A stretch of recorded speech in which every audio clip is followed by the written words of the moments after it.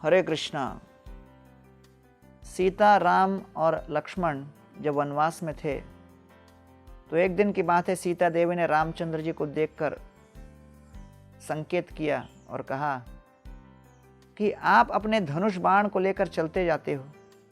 इतने वर्षों से मैं देख रही हूं कि आप अस्त्र शस्त्रों से सुसज्जित हो, लेकिन क्या आप इन अस्त्रों का कभी प्रयोग भी करोगे अथवा नहीं? क्या यूं ही आडंबर मात्र से उठा के ले चल रहे हो? तो रामचंद्र जी के मन में कुछ क्षणों के लिए विचार आया कि क्या करें। तो हर पारिवारिक जीवन में हम देखते हैं कि पति पत्नी के बीच कोई न कोई इस प्रकार की खिटपिट होती है, और कई बार पत्नी कोई कमेंट मारती है, कभी पति कमेंट मारते हैं, और जब उसके ऊपर नियंत्रण नहीं रहता तो वो केवल एक शब्द से आरंभ होता है, ज्वालामुखी में परिवर्तित हो जाता है। तो उस समय रामचंद्र जी ने तुरंत उत्तर देने का निश्चय नहीं किया।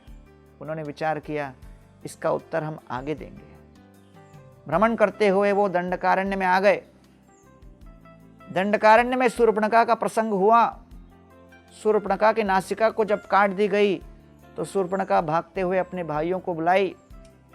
खर और दूषण 14,000 असुरों के साथ आक्रमण किए।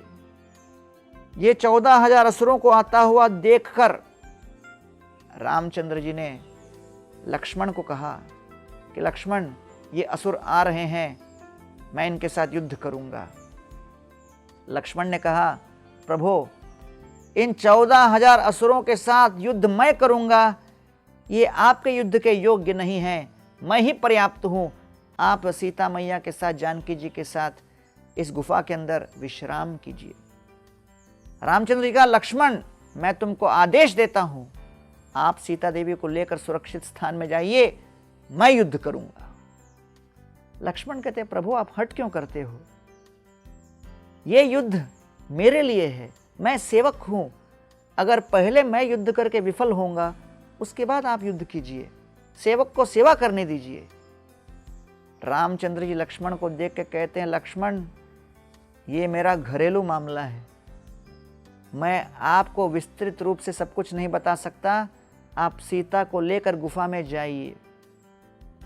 और लक्ष्मण सीता को लेकर गुफा में चले गए, और 1 घंटे तक रामचंद्र जी ने अपने महाशक्तिशाली धनुष से ऐसे क्षीण बाण चलाए, एक के बाद एक बाण चलाते चले गए, और देखते ही देखते 1 घंटे में 14,000 राक्षस असुर रामचंद्र जी के तीक्ष्ण बाणों से प्रभावित होकर, आघात पाकर मृत्यु के घाट उतर गए। रामचंद्र जी विजयी हुए। सीता देवी गुफा से बाहर निकली, तालियां बजाते हुए, अपने हाथ में वरमाला लेकर, और रामचंद्र जी के गले में वरमाला डालते हुए सीता देवी कहती है, प्रभु, ऐसा पराक्रम तो मैंने आज तक कभी देखा नहीं, मुझे पता भी नहीं कि आप इतने पराक्रमी हो, क्योंकि विवाह के समय आपको धनुष तोड़ते हुए देखा था, उसके बाद आपको एक्शन में नहीं देखा, इसलिए मन में कुछ संशय उत्पन्न हो गया था। तब सीता देवी कहने लगी, प्रभु, एक और बात कहना चाहती हूं कि आज मैं बहुत बहुत कृतज्ञ हूं कि मेरे पिता जनक महाराज यहां पर नहीं है। रामचंद्र जी बोले, क्यों? जनक महाराज का क्या कनेक्शन है? तो सीता देवी कहती हैं कि अगर जनक महाराज आज यहां पर खड़े होकर आपके इस शौर्य और पराक्रम का प्रदर्शन देखते तो हो सकता है आपका विवाह मेरे साथ, मेरे सभी बहनों के साथ कर डालते। इसलिए मैं आपके इस पराक्रम और शौर्य से पूरी प्रभावित हुई हूं, और मैंने जो कुछ पहले शब्द कहे थे उसके लिए क्षमा करना। इस प्रकार हम देखते हैं कि कई बार घर के अंदर कुछ मतभेद उत्पन्न होता है, लेकिन अगर अपने मानसिक संतुलन को बनाए रखें, हम अपने वाणी के ऊपर संतुलन बनाए रखें, अपने आदान प्रदान के ऊपर नियंत्रण बनाए रखें, तभी घरेलू संतुलन संभव है, अन्यथा नहीं। आइए हम सभी अपने जीवन में इस बात को स्वीकार करें जैसे भगवान श्री कृष्ण कहते हैं, यम लब्ध्वा चापरम लाभम मन्यते नाधिकम ततः यस्मिन् स्थितो न दुखेन गुरुणापि विचाल्यते।